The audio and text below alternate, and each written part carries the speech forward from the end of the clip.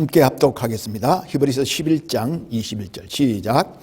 믿음으로 야곱은 죽을 때에 요셉의 각 아들에게 축복하고 그 지팡이 머리에 의지하여 경배하였으며. 아멘.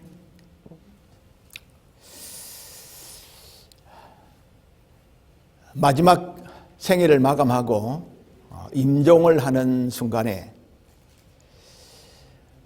우리가 부모로서 자식에게 물려줄 수 있는 것이 무엇이 있을까요?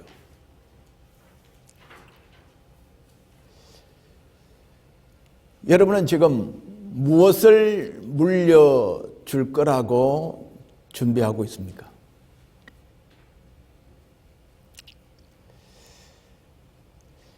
히브리서 기자는 야곱의 믿음을 설명하면서 믿음으로 야곱은 죽을 때에 요셉의 각 아들에게 축복하고 그 지팡이 머리에 의지하여 경배하였다라고 기록하고 있습니다. 여기 야곱의 믿음을 두 가지로 요약했죠. 하나는 야곱이 죽음을 앞두고 요셉의 두 아들에게 축복한 사건을 언급하고 있고, 또 다른 하나는 야곱이 그의 지팡이 머리에 의지하여 하나님께 경배했다고 하는 것을 기록하고 있습니다. 오늘은 이 본문이 의미하는 바가 무엇인지를 살펴봄으로써 오늘 우리에게 주시는 하나님의 은혜와 교훈을 얻기를 바랍니다. 오늘 히브리서 기자가 언급한, 묘사한 야곱의 믿음의 특징은 어떤 것입니까? 야곱의 믿음의 특징은 첫째로 하나님께서 약속하신 것이 자신의 생애에서 부분적으로는 성취되었지만 그 약속이 그의 자손들을 통해서 완전히 이루어진다 하는 사실을 믿었다는 것입니다. 야곱이 12아들에게 축복하는 장면은 창세기 49장에 나옵니다. 하지만 그 12아들보다 먼저 요셉의 두 아들에게 축복합니다. 야곱이 요셉의 아들들에게 축복하는 그 축복의 근거가 뭔가? 우리가 창세기 48장으로 가보겠습니다. 구약성경 창세기 48장입니다. 3절과 4절을 같이 읽겠습니다. 창세기 48장 3절과 4절입니다. 시작. 요셉에게 이르되 이전에 가나안 땅 루스에서 전능하신 하나님이 내게 나타나사 복을 주시며 내게 이르시되 내가 너로 생육하고 번성하게 하여 내게서 많은 백성이 나게 하고 내가 이 땅을 내 후손에게 주어 영원한 소유가 되게 하리라 하셨느니라. 그렇게 기록했습니다. 야곱은 지금 요셉의 두 아들들에게 하나님이 그에게 무엇을 약속하셨는지 그 약속에 근거하여 지금 축복하려 합니다. 야곱이 이 약속을 받은 때가 언제였습니까? 야곱의 생애를 좀 거슬러 올라가야 확인할 수 있습니다. 에서의 눈을 피해서 외삼촌 라반의 집으로 도망갔다가 거기서 20년의 세월을 지난 후에 다시 베델로 올라갈 때입니다. 하나님께서 처음에 야곱이 에서를 피하여 라반의 집으로 도망칠 때 베델에서 그와 함께 해주겠다고 하신 약속을 하셨죠. 그래서 이 약속을 들은 야곱은 그곳에서 서원하기를 하나님이 나를 안전하게 고향으로 돌아오게 하신다면 내가 이곳에 제단을 쌓고 하나님께 11조를 드리겠습니다 라고 야곱이 서원을 합니다. 이것이 창세기 28장에 나오는 이야기입니다. 그런데 야곱은 하나님께서 그에게 약속한 그 베델로 돌아오게 하는 모든 과정이 이루어졌음에도 불구하고 베델로 올라가서 하나님께 했던 서원을 이행하려고 하지 않고 숫곳이라고 하는 곳에 머물러 있었습니다. 그런 상황에서 야곱의 딸 디나가 그 도시를 구경하러 나갔다가 그 땅의 추장인 세겜에게 성폭행을 당하는 그런 불행한 일이 일어나게 되죠. 그 일 때문에 야곱은 할 수 없이 다시 베델로 올라가야만 했습니다. 그리고 드디어 베델에서 제단을 쌓고 하나님을 경배하죠. 바로 이때 하나님께서 야곱에게 나타나셔서 복을 주신 내용이 창세기 35장에 나오는데, 그 내용을 지금 이 요셉의 아들들을 축복할 때에 그때 하나님이 그에게 주신 약속을 근거로 해서 요셉의 자녀들을 축복하고 있는 것입니다. 전능하신 하나님이 내게 나타나사 복을 주시며 내게 이르시되 내가 너로 생육하고 번성하게 하여 내게서 많은 백성이 나게 하고 내가 이 땅을 내 후손에게 주어 영원한 소유가 되게 하리라. 이 약속을 야곱이 기억하고 이 약속을 근거로 해서 지금 요셉의 두 아들, 그의 손자들에게 야곱이 축복을 하는 것이죠.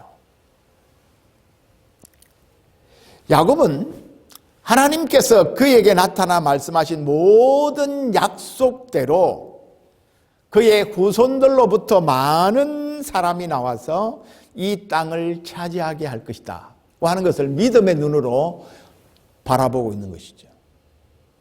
그리고 그 당대에는 이루어지지 않았을지라도 그 자손들을 통해서 그 약속이 이루어진다는 것을 믿었다는 것입니다.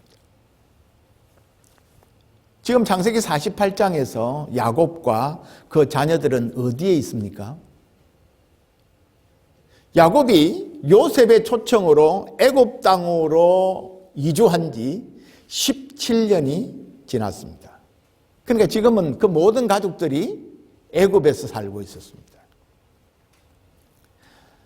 그들이 지금 애굽에 살고 있긴 하지만 야곱은 때가 되면 하나님께서 그들을 약속의 땅인 가나안으로 들어가게 할 것이고 그 땅에서 크게 번성하게 할 것이다 하는 하나님의 약속을 믿었다는 것입니다.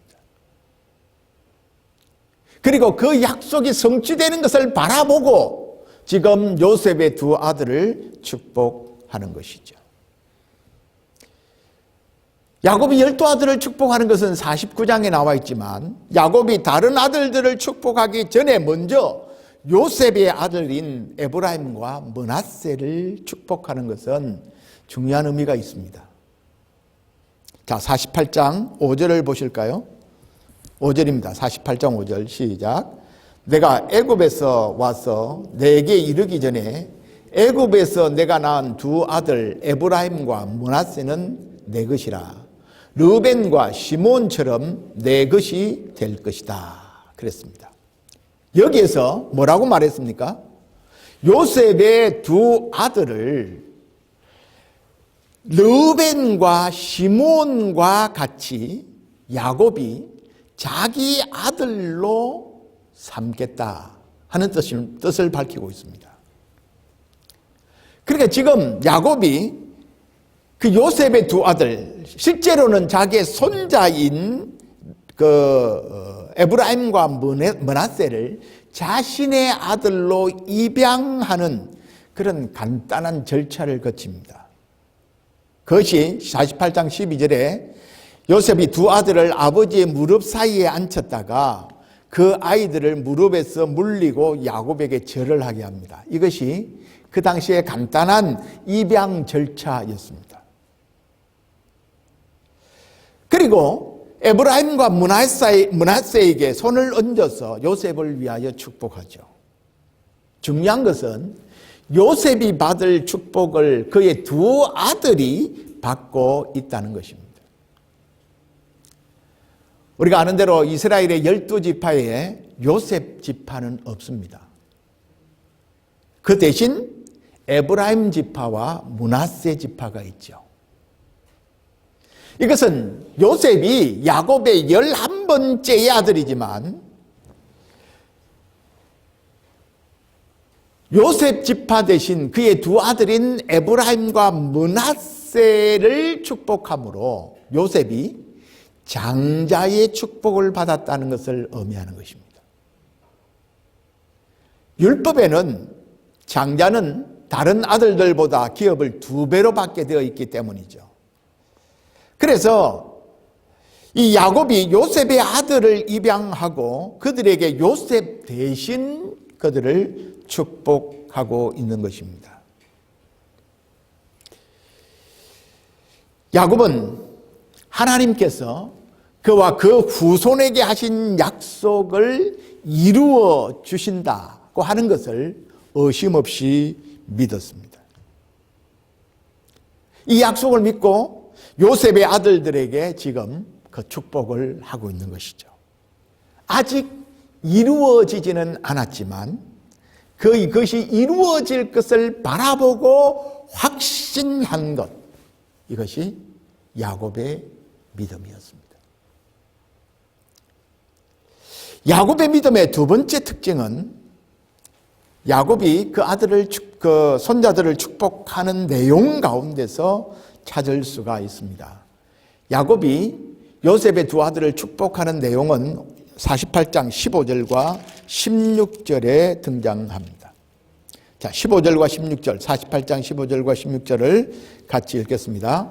그가 요셉을 위하여 축복하여 이르되 내 조부 아브라함과 아버지 이삭이 섬기던 하나님, 나의 출생으로부터 지금까지 나를 기르신 하나님, 나를 모든 환난에서 건지신 여호와의 사자께서 이 아들들에게 복을 주시오며 이들도 내 이름과 내 조상 아브람과 이삭의 이름으로 칭하게 하시오며 이들이 세상에서 번식되게 하시기를 원하나이다. 그렇게 축복하고 있습니다. 여기서 야곱은 먼저 그가 체험했던 하나님이 어떤 분인가를 설명하고 있죠. 자, 야곱이 체험한 하나님은 어떤 분이셨습니까? 제일 첫 번째는 내 조부 아브라함과 아버지 이삭에 섬기던 하나님이라고 부르고 있습니다. 그러니까 지금 아브라함과 이삭에게 약속을 주시고 그리고 그 약속이 내게 임했고 또 앞으로 나를 통하여 내 다음 세대들까지 이루어갈 그 약속에 신실하신 하나님, 그들과 함께 하셨던 하나님이라는 의미로 말하고 있습니다. 지금 야곱이 하나님의 이름으로 축복을 하려고 하는데 그 하나님이 어떤 하나님이냐? 내 할아버지를 축복하셨고 내 아버지를 축복하셨고 내 인생을 축복하셨고 앞으로 우리의 자녀들의 세대를 복주실 바로 그 하나님을 의지하여 내가 축복한다. 그렇게 말하는 것이죠. 두 번째는 나의 출생으로부터 지금까지 나를 기르신 하나님, 그렇게 부르고 있습니다. 여기서 나를 기르신 하나님, 이것은 원문에 따라서 해석하면 목자가 양을 치듯이 기르시는 분이라는 의미입니다. 성경에서 하나님을 목자라고 부르는 장면이 여기에서 제일 처음 나타납니다. 목자라는 용어를 쓰지는 않았지만 말이죠. 당시에 야곱은 양을 치는 일이 주업이었습니다. 그래서 양치는 목자로서의 하나님의 개념을 여기에 사용한 것으로 보입니다. 목자가 양을 돌보는 것처럼 그렇게 야곱을 돌보아 주셨다라고 고백하는 것이죠. 세 번째로 야곱은 나를 모든 환난에서 건지신 여호와의 사자라고 부르고 있습니다. 여러분, 우리가 창세기 창세기 야곱의 생애를 살펴보면 하나님의 사자가 야곱의 생애에서 크게 3번의 위기 상황 가운데 나타나 도우십니다. 제일 처음에는 에서의 보복을 피해서 외삼촌의 집으로 도망가던 때 베델에서 돌을 베개 삼아 잠을 잘 때에 하나님께서 나타나셔서 야곱과 함께하고 야곱을 도울 것이고 야곱이 돌아오게 될 것이다 하는 것을 말씀하십니다. 두 번째는 라반의 집에서 20년간 처가살이하고 그곳에서 재물이 늘게 되어지니까 처남들이 이 야곱을 시기하고 야곱을 미워하기 시작합니다. 그때 여호와의 사자가 나타나서 다시 고향으로 돌아가라고 말씀하십니다. 이때 두 번째 나타나시고요.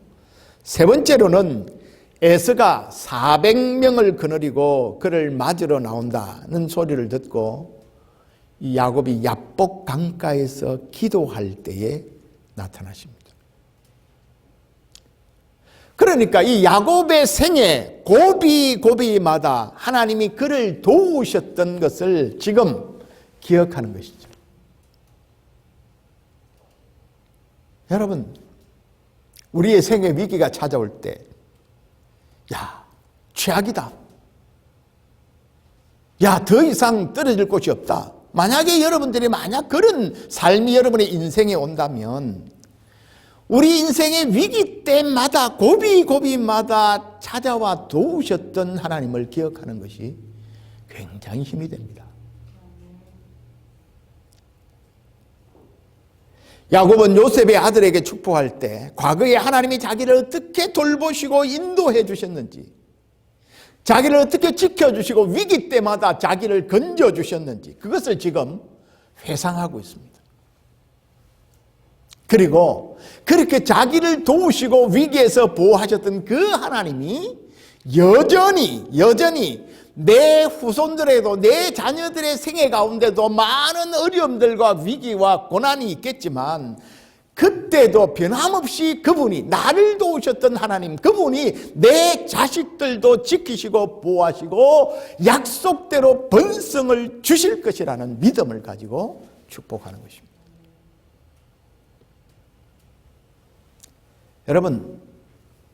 여러분이 예수 그리스도를 믿고 지금까지 하나님을 섬기고 온 지금까지 여러분은 어떤 하나님을 체험하셨습니까?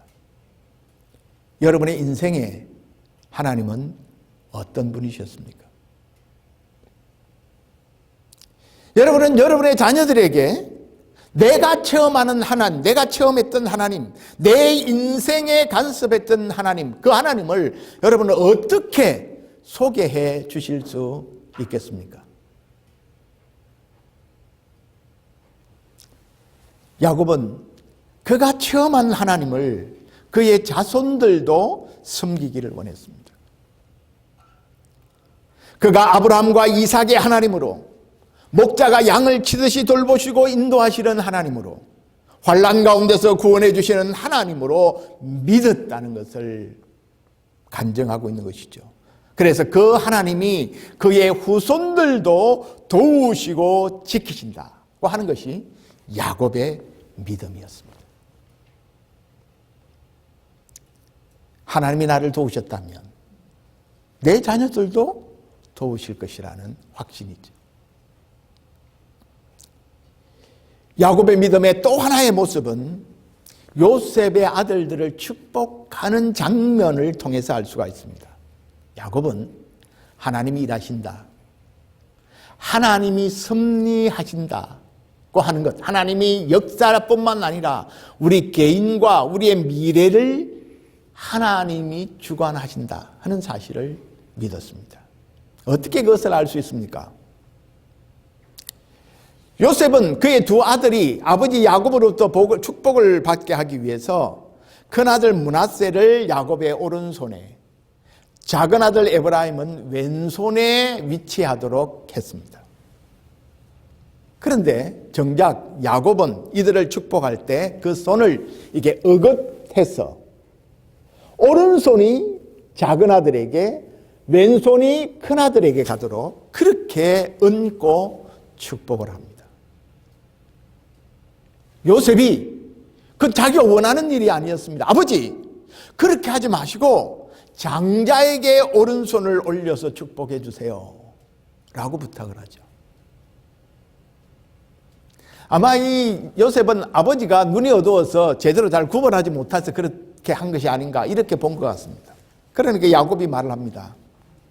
나도 안다. 내 아들아, 나도 안다. 두 번이나 말합니다. 내가 지금 실수하는 게 아니다 그 말이죠. 내 아들아 나도 안다. 내 아들아 나도 안다.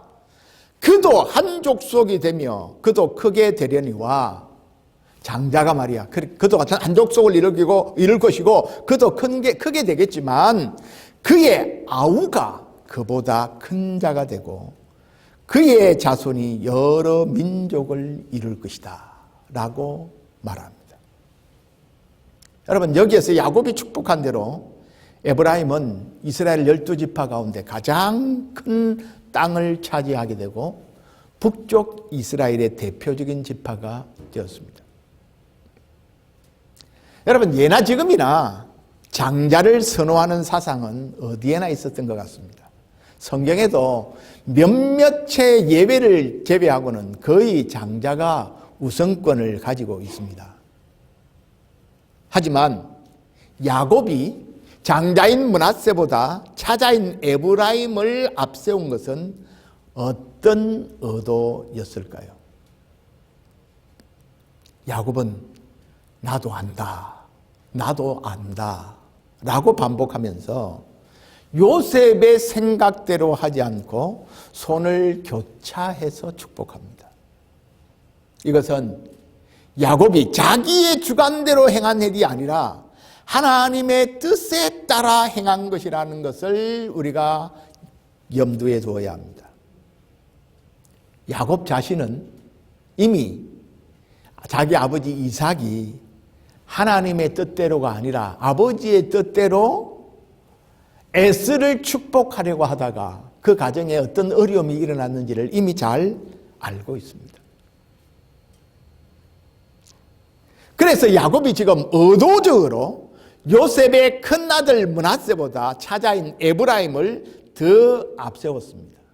그것은 하나님의 뜻을 야곱이 따랐다는 것을 보여주는 것입니다. 여러분, 육신적으로는 이삭이나 야곱이나 요셉이나 모두 생명의 첫 뿌리인 장자를 사랑하죠. 그 장자를 통해서 무슨 일이 일어나기를 기대하죠. 하지만 때로 하나님의 뜻은 우리 인간의 생각과는 다를 수 있다는 것을 잊지 말아야 합니다. 내 생각과 내 계획과 내 방법으로만 하나님이 일하시는 것이 아니다는 것을 우리가 놓치지 않아야 한다는 것입니다. 야곱은 사람의 생각과 다른 하나님의 일하심을 믿고 그 뜻에 복종하고 그 하나님의 섭리를 받아들였습니다. 이것이 야곱의 믿음의 특징입니다. 우리는 좀처럼 내 뜻, 내 생각, 내 패러다임을 바꾸고 싶어 하지 않습니다. 그것이 지나치면 자기 고집이 되고 더 나아가면 아집이 되죠. 그러나 하나님의 뜻 앞에 우리가 우리 자신들의 고집을 내려놓을 수 있는 것이 필요합니다. 야곱은 자신의 뜻을 내려놓고 하나님의 뜻을 따랐습니다. 이제 마지막 히브리서 기자가 소개하는 야곱의 믿음의 특징이 무엇입니까? 야곱이 그의 지팡이 머리에 의지하여 하나님을 경배했다라고 표현되어 있습니다. 이 부분은 창세기 47장 27절에서 31절에 나타난 사건을 의미합니다. 이 히브리서 기자가 말한 이 두 번째 야곱의 믿음의 특징은 야곱의 믿음의 네 번째 그 믿음의 특징을 잘 보여주고 있습니다. 그 특징은 야곱이 영원한 하나님의 나라를 바라보았다고 하는 것이죠. 이 말씀은 창세기 47장 31절을 인용한 것인데요. 여기에서는 이스라엘이 침상머리에서 하나님께 경배하니라고 되어 있습니다. 창세기에는 침상머리라고 했는데 히브리서에서는 지팡이 머리라고 되어 있습니다. 왜 이렇게 표현이 다를까요? 이것은 히브리어를 알면 쉽게 이해가 될 수 있는 일인데요. 히브리어에는 같은 단어를 모음을 어디에 붙이느냐에 따라서 붙여 읽느냐에 따라서 그 의미가 달라지는 단어들이 상당수가 있습니다. 바로 이 단어도 그런 것인데요. 모음을 어디에 두느냐에 따라 그 침상으로도 되는 단어고 지팡이로도 될 수 있는 단어입니다. 그래서 야곱이 본문에서 히브리서 기자가 지팡이 머리에 의지하여 경배했다고 하는 것은 뭘 뜻합니까? 그가 나이가 들어서 노쇠해서 또 환도뼈가 위골이 되어져서 지팡이를 의지하는 삶을 살았고 그 지팡이를 의지해서 하나님께 경배했다. 그 말이죠. 또 이 의미를 침상으로 이해해도 크게 다르지 않습니다. 야곱이 나이가 들어서 노쇠해서 침상머리에서 하나님을 경배했다고 하는 뜻이기 때문에 차이가 없습니다. 히브리서 기자는 야곱이 그의 지팡이에 의지하여 경배드린 것을 믿음의 한 행동으로 보았습니다. 창세기 47장 27절에서 30절에 보면 야곱이 나이가 많아 이제 죽을 때가 가까이 왔다는 사실을 깨닫습니다. 그래서 요셉에게 뭘 부탁합니까? 자신의 시신을 이 애굽 땅에 묻지 말고 할아버지 아브라함, 아버지 이삭이 묻혀 있는 가나안 땅에 묻어 달라. 그렇게 하겠다고 맹세하라. 그렇게 요청합니다. 그 당시에는 맹세를 할 때 아마 허벅지 아래에 손을 넣어서 그 맹세를 시킨 것 같습니다. 요셉이 아버지의 말을 듣고 그대로 하겠다고 맹세합니다. 그때 야곱이 그의 지팡이에 의지하여 하나님께 경배합니다. 그가 경배하는 이유가 뭘까요? 하나님께서 약속하신 땅, 곧 장래에 들어가게 될 그 하나님의 나라를 바라보고 그것을 사모했다는 것을 뜻하는 것입니다. 여러분, 이것은 히브리서가 보여주는 믿음의 족장들의 믿음의 공통적인 특징입니다. 히브리서 11장 10절과 11절에 보면 아브라함의 믿음을 설명하면서 이삭과 야곱과 함께 장막에 거하였다. 그렇게 표현했는데요. 그들이 가나안에서 장막 생활을 하며 산 것을 하나님이 경영하시고 지으실 틀을, 지으실 성, 그 하나님의 나라를 바라보았기 때문이라고 설명합니다. 하나님이 경영하시고 지으실 터가 있는 성, 그건 어디를 말할까요? 하나님이 준비하신 완전한 하나님의 나라를 의미하는 것입니다. 그래서 야곱이 지금 나를 이 애굽 땅에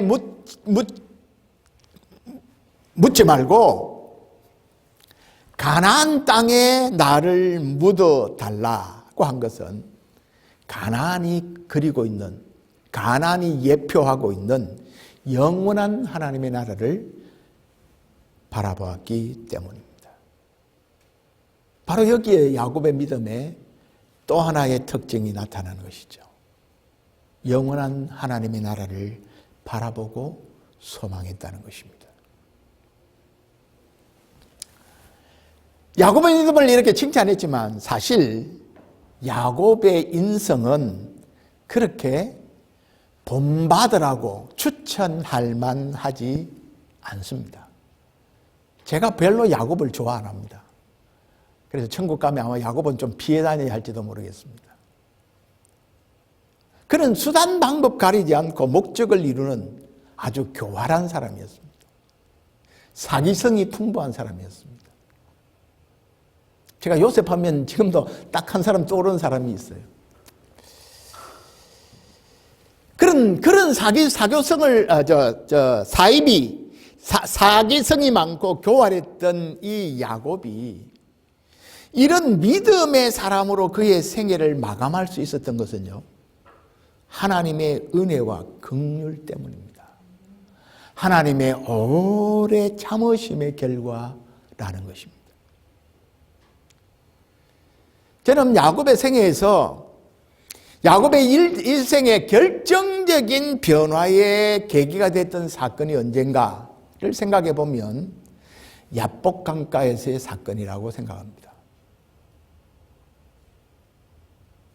처가살이를 마치고 일으켰던 부를 가지고 다시 돌아올 때 그에게 제일 걱정거리는 형 에스의 존재였습니다. 그래서 먼저 정탐꾼을 보내서 형 에스가 어떻게 반응하는지를 보았는데, 들리는 소식이 형 에스가 400명을 거느리고 그를 맞으러 나온다 하는 소식을 듣습니다.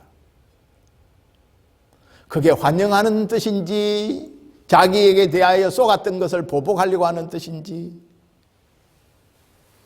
야곱은 모르죠. 야곱은 모든 인간적인, 그때도 막 머리를 막 굴려가지고 모든 인간적인 방법을 강구합니다. 팀을 둘로 나누죠. 자기 떼를 나눕니다. 그래서 형 에서가 만약에 한 떼를 공격하면 한 떼라도 도망가자, 이럴 계획을 세웠을 정도입니다. 그럼에도 불구하고 마음의 불안해서 견딜 수가 없었습니다. 그래서 모든 가족과 가축 떼들을 강을 건너게 하고 야곱은 홀로 하나님과 독대를 합니다. 하나님의 사자와 날이 새도록 씨름을 합니다. 야곱이 도무지 놓지를 않는 것이죠. 그래서 여호와의 사자가 야곱이 놓치지 않으니까 야곱을 이기지 못하고 결국은 야곱의 허벅지 관절을 칩니다. 관절뼈가 부러진 것이죠. 아마 이때부터 야곱이 지팡이를 짚지 않았을까 그런 생각을 합니다. 여러분, 이때가 언제입니까? 자기의 힘을 의지하고 자기의 능력으로 어떤 결과를 만들어낼 수 없는 그런 때입니다. 그가 가지고 있는 능력을 상실한 때입니다. 내 힘으로 뭔가를 해보겠다, 내 능력으로 뭔가를 이루어내 보겠다고 생각하지 못할 때가 된 것입니다. 자기가 원하는 것을 자기 힘으로 만들어낼 수가 없다는 사실을 발견한 순간입니다. 여러분, 우리가 믿음이 무엇인지를 놓치지 않으면 좋겠습니다. 믿음은 자기의 실력이나 자기의 능력을 의지하는 것이 아니라 하나님을 의지하고 신뢰하는 것입니다. 지금 그의 자손들에게 유언을 하고 있는 야곱은 그 후손들에게 자기가 살아왔던 인생의 저세수를 전수해 주려고 하지 않습니다. 내가 살아보니까 말이야, 인생은 이런 일이 있어. 이럴 땐 이렇게 하면 돼, 이렇게 하면 돼. 자기가 살아왔던 자기의 교활했던 방법을 전수하려고 하지 않습니다. 자기 인생을 인도해 오셨던 그 하나님께 그의 자녀들을 지금 맡기고 있는 것입니다. 여러분, 믿음의 본질은 우리가 얼마나 하나님 앞에 신실했느냐, 그것이 근거가 아닙니다. 우리가 얼마나 신실하게 하나님을 의지했느냐, 그것에 달려있는 것이 아닙니다. 믿음의 본질은 우리가 믿는 하나님 그분이 얼마나 신실하신 분인가? 거기에 달려 있습니다. 우리를 향한 하나님의 사랑과 하나님의 긍휼과 하나님의 은혜와 자비가 얼마나 풍성하신가에 달려 있다는 사실을 잊지 말아야 합니다. 하나님은 우리의 꼴값대로 갚지 아니하시고 우리가 예수 안에 있는 이상, 하나님과 바른 관계 가운데 있는 이상 하나님 우리를 결코 포기하시거나 벌하지 아니하시고 우리를 끝까지 사랑하시는 분이십니다. 그 하나님이 우리에게 복을 주시기 위하여서 견디지 못하는 그런 풍성하신 하나님이십니다. 우리는 그 하나님을 믿는 것이지 내 의지와 내 결단과 내 노력과 나의 능력을 믿고 의지하는 것이 아닙니다. 야곱의 실패와 위기 가운데서도 포기하지 아니하시고 그를 찾아와 주시고 만나 주신 그 하나님, 야곱의 생애 마지막에 그 하나님을 그의 자손들에게 지금 소개하고 있습니다. 자신을 도우셨던 그 하나님께 그의 자손들을 맡기고 그분의 약속에 근거해서 그의 자손들을 축복하고 있는 것입니다. 여러분, 부모의 최고의 특권은 무엇이라고 생각하십니까? 부모가 됐으니까 자식들을 내 마음대로 내 뜻대로 컨트롤하겠다. 아닙니다. 그건 불가능한 일이죠. 부모의 최고의 특권은, 하나님이 부모에게 주신 최고의 특권은 저는 자손들을 축복하는 일입니다.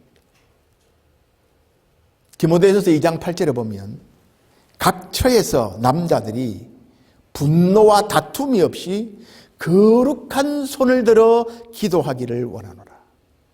여러분, 이것이 하나님께서 부모에게, 특별히 가장에게 주신 권한입니다. 여러분 부모로서, 아버지로서 하나님이 주신 이 막강한 권한을 사용하시기를 바랍니다. 부모가 가지고 있는 권위는 자손을 축복하는 데 있습니다. 에이, 빌어먹을 놈, 이런 소리 하지 말고 할 수 있는 대로 그들을 축복하는 것입니다. 여러분, 우리가 복받을 짓을 많이 했기 때문에 하나님이 우리를 복 주신다, 그렇게 생각하면 오해입니다. 우리가 복을 받는 이유는 복받을 짓을 많이 했기 때문이 아니라 하나님의 은혜와 사랑과 긍휼 때문입니다. 하나님, 내 자녀들을 긍휼히 여겨 주십시오. 하나님, 내 자녀들을 하나님 도와주십시오. 하나님, 내 자녀들이 지금 제대로 하나님을 섬기지 않을지라도 하나님께서 그들이 하나님께로 돌아와 하나님을 제대로 섬기고 하나님의 복 안에서 살아가게 해 주십시오.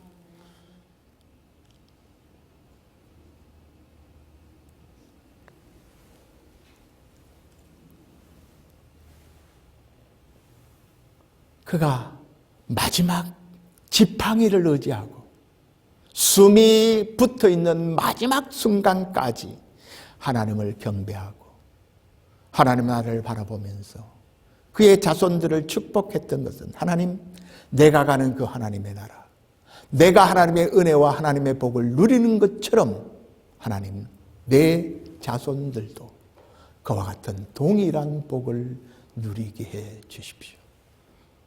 여러분, 이것이 우리 자손들에게 부어주어야 할 우리의 축복 아니겠습니까? 이게 우리의 유산 아니겠습니까?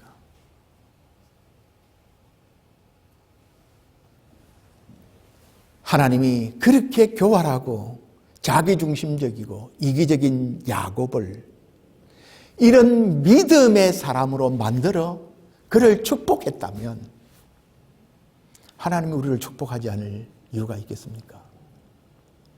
하나님이 우리 자녀를 축복하지 못할 이유가 있겠습니까? 우리를 믿음의 사람으로 지금도 만들어 가시고 지금도 하나님이 어떤 분인가를 더 잘 알고 배워가기를 원하시는 그 하나님을 그래서 우리가 찬양하고 예배하는 것입니다.